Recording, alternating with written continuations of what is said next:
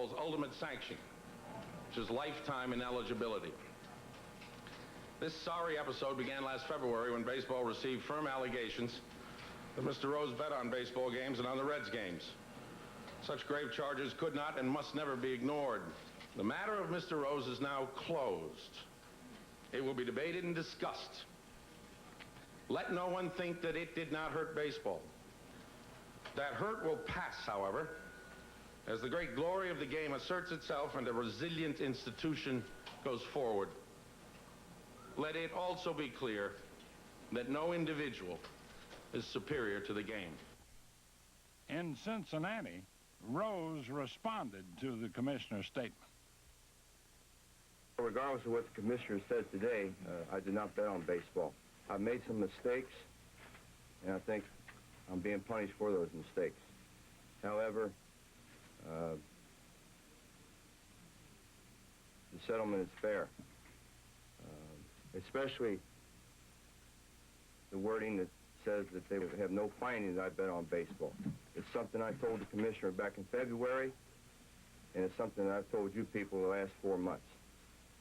My only regret up to this time is I will not have the opportunity to tell my side of the story. However, I will add that I will tell my side of the story in the very near future. My life is baseball. I hope to get back into baseball as soon as I possibly can. And the only thing I can tell the fans is I did not bet on baseball. Got too much respect for the game, too much love for the game. And I appreciate how they've treated me over the years, both as a player and as a manager. Yet another question remains unanswered. Will Pete Rose still be considered for the Hall of Fame? I did my part to get into the Hall of Fame. It's up to you people who do the voting. You know, I got all the hits and scored all the runs and won all the games. I can't really worry about something that's not in my control. For the present, in the words of Commissioner Giamatti, the case of Pete Rose is closed. The news in Texas centers on Nolan Ryan, the game's all-time strikeout king and owner of a record 5 no-hitters. How about that? With Arlington Stadium decked out in Ryan regalia, the part-time Texas rancher and full-time pitching legend was 6 strikeouts away from reaching an unprecedented number 5,000. Well, we're fortunate to have a man as great as Nolan Ryan on our team. I'm a Texan. He's a Texan. I love the guy. He's just, he is a Texas hero. The only question was, which Oakland batter would it be? I've thought about the order that we're going to face in the A's lineup and who it's going to be. I've pondered, the question of whether he can get it in the 6th batter of the game or, the second time around, and whether it can be Canseco or McGuire. If they're going to be unfortunate enough to be that other footnote in the history. I wouldn't mind going down in history as his 5,000th strikeout, so I'd have to sign the ball with him, so it wouldn't matter. And if he does get me, what the heck, he's got 5,000 other guys, so I'll take my shot against him. Breaking ball. 4,995. Oh, I remember in '66, I was sent from AA ball to Class A ball to catch Nolan for 3 starts in Greenville, South Carolina. And I remember the first time I tried to catch him, I'd get down and I'd give the sign and a full squat and everything. And if he threw the ball belt high, you couldn't get a glove on it. He threw so hard and his ball took off so much. So you had to almost stand up and bend over just a little bit. You couldn't get down in a full crouch and catch his high fastball. Victory! 4,996. Nolan was pitching for the California Angels, and I was playing for the A's. He dropped down to throw sidearm, and I think I started to scream as he was throwing the baseball, because to see him drop down to throw sidearm, I was trying to get out of the way. It hit me in the calf of the left leg. And as I went down, I was just thanking God that he didn't hit me in the shin bone, because it would have cracked it right in half. There's no doubt about it. 4,997. I've seen him when he pitched here with the Mets, and I saw him at California, but most of the time was when he was with the Houston Astros, and every time we faced him, The score was 1-0, 2-1, whatever, and he seemed to strike out 8 or 10 men every game or whatever. And, you know, this is a phenomenal thing what he's done. Nobody will ever break that record. Nobody will ever strike out 5,000. 4,998. I look at him as being an immortal, and you know, as soon as he's eligible for the Hall of Fame, they could just kind of ship him by whatever cattle car from down in Texas and just send him right up to Cooperstown. That's the kind of career he's had. Fastball, 4,999. For every hour he's in a baseball uniform, he's probably lifting 2 to 3 hours or working 2 to 3 hours in the weight room, in the pool, on a stationary bike, stretching, and that's why he's been the statistical marvel he has been for 22, 23 years. And here comes the memorable moment.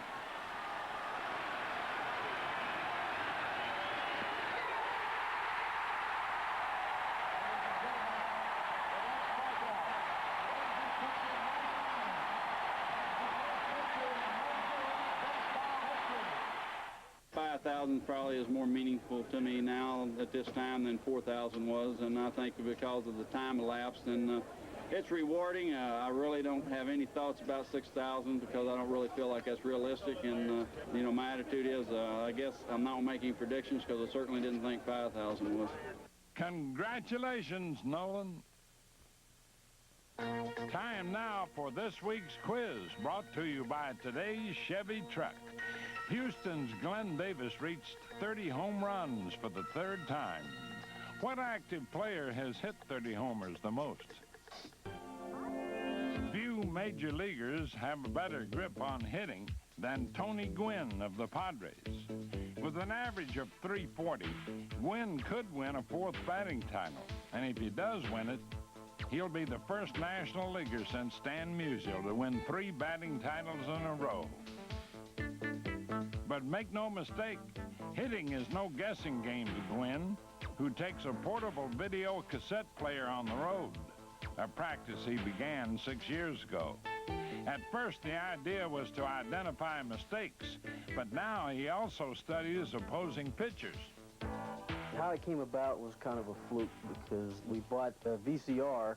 You know, we really hadn't even used it, and this one day, I was struggling, and I asked my wife to tape my bats while we were on the road trip so that when I came home, I could watch them. And when I came home, I looked at it, and the minute I saw it, I knew what I was doing wrong.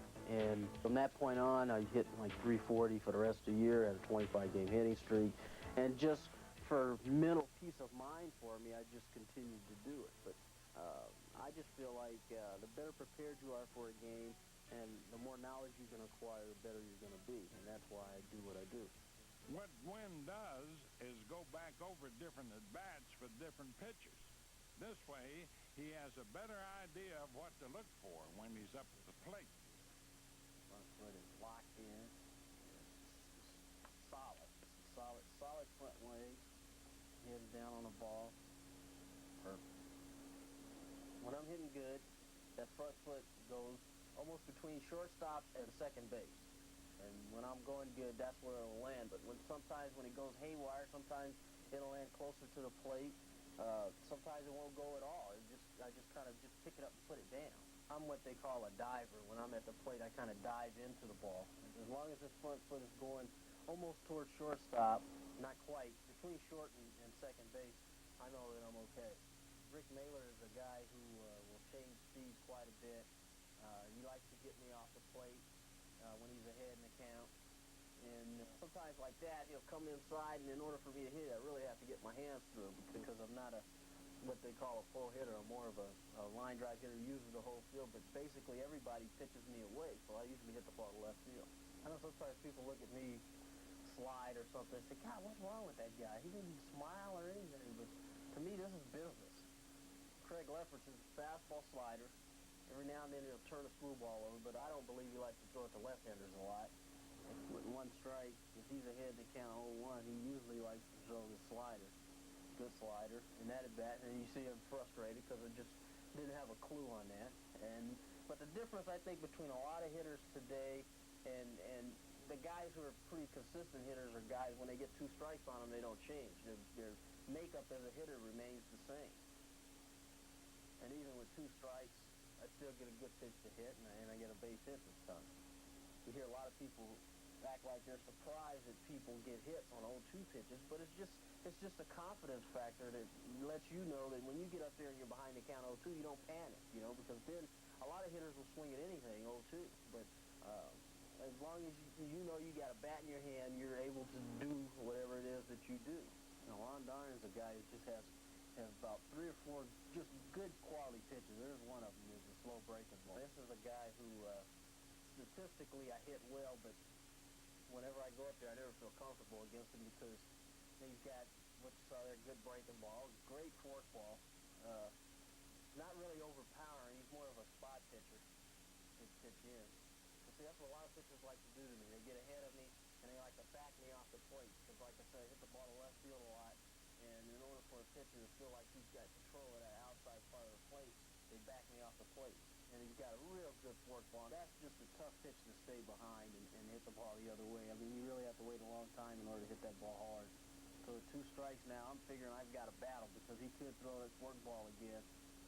But this time he throws a fastball in and just fight it off. See, that's kind of like what I do best right there is just take the inside fastball and fight it off and hit it the other way. John Smoltz, he's really a good young pitcher. Throws hard. Fastball, changeup, good slider, good curveball. This is what I call working the count. I'm trying to work the count. I'm ahead 2-0. And off a young guy, you just feel like you're going to get the fastball. But for me, sometimes I get ahead in the count and I don't want to be too anxious, so I'll just take a pitch. And it's 2-1 now, and I'm still ahead in the count. So as a hitter, you feel like you've got the advantage because he doesn't want to throw you a good pitch to hit. Well, it looks like a change. Oh, he got it up. And that's the one pitch when you get it up. If you make a mistake with it, a hitter really takes advantage of it. All 4 of these at-bats that we saw today, I just remember in my own mind. Guys who have been pretty consistent over their careers, I think have that ability to remember almost every at-bat, every situation. And I don't know, I just think that with video, it's a lot easier to remember because, I mean, I've got my library at home, and like all the footage that we saw today, I have at home, except for the first at-bat off Malin. But I remember that one, too, because he got ahead in the count 0-2. As a hitter, the thing you feel proudest about is the fact that they feel like they can't pitch you one way. They have to keep changing it up on you because if they can pitch you one way and get you out consistently, then you're making some mistakes. You're not doing things consistently well. But when they have to keep changing on you, you feel like I must be doing something right because they keep telling me, God, I throw a ball away, you hit it to left, I throw a ball in, you hit it to right. I mean, I throw it down the middle, that's my only hope. I hope you hit it right at somebody. And I hear that a lot. Tony Gwynn just continues to amaze. How do you spell a hit? Gwynn. Well, now, let's spell the answer to this week's quiz, brought to you by today's Chevy truck. The Braves' Dale Murphy has had the most 30-homer seasons of any active player. He's done it 6 times. These were not the best of times for the Phillies' Chris James. By June, his average dropped to near 200, and the next thing he knew, he'd been traded to San Diego for John Kruk and Randy Reddy. I just tried so much and tried so hard that I just kept burying myself deeper and deeper, and I didn't have any confidence in myself, and, I wanted to quit. I really did. I felt like, when I went to the plate, I was already out.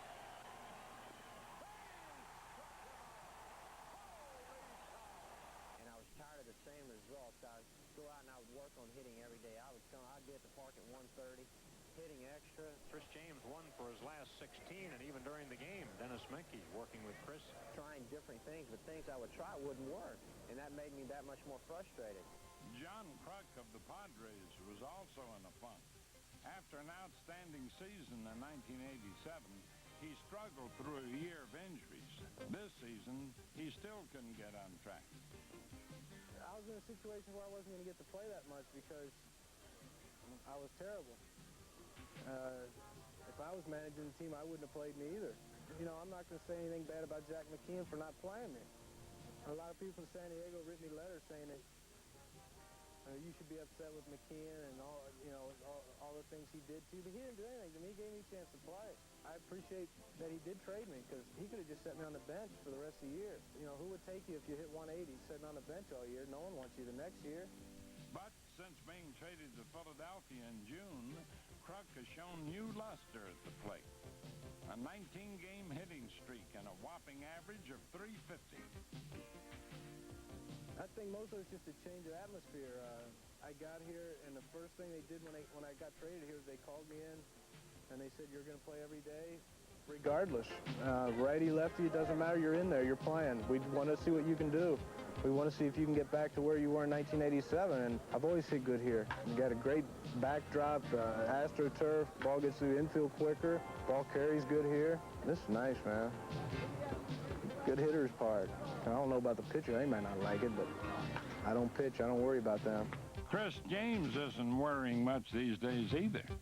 He's moved from third base back to the outfield, and since the trade, has 20 extra base hits, plus an average of .295. Almost 100 points above his first half totals.